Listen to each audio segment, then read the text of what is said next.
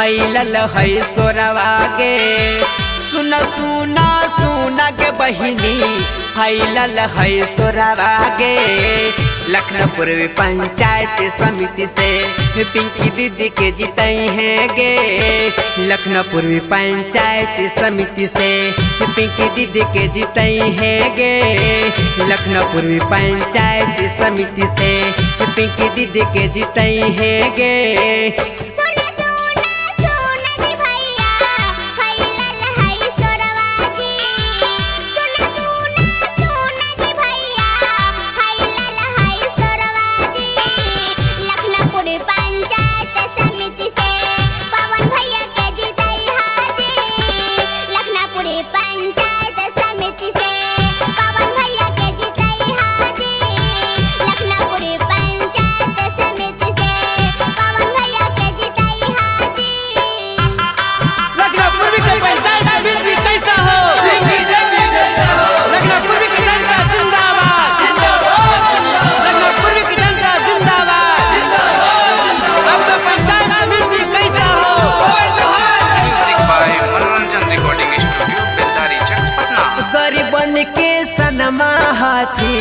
पिंकी है नमवा गे। गरीबन के सनमा हाथी पिंकी है नमवा गे। इनके जीतई है के बहिनी करथुन खूब कमावा गे। इनके जीतई है के बहिनी करथुन खूब कमावा गे। इनके जीतई है के बहिनी करथुन खूब कमावा गे।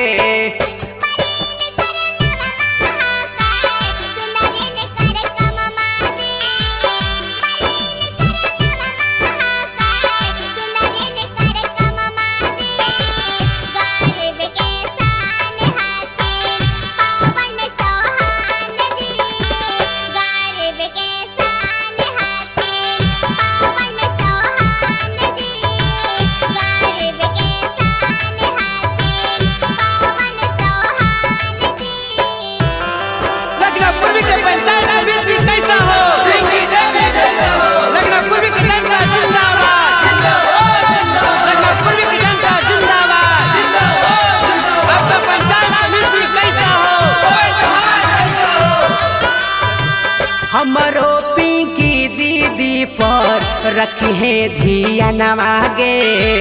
हमरो पिंकी दीदी पर रखी है धियानवा गे।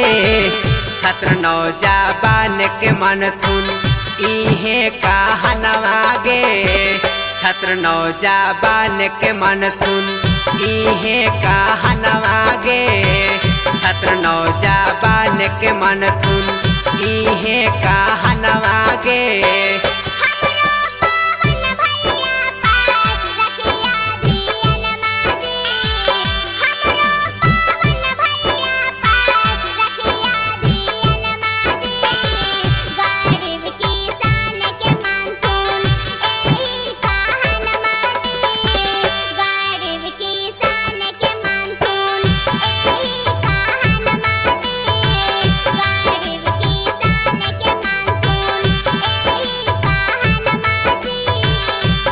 नौजवान के मन थुन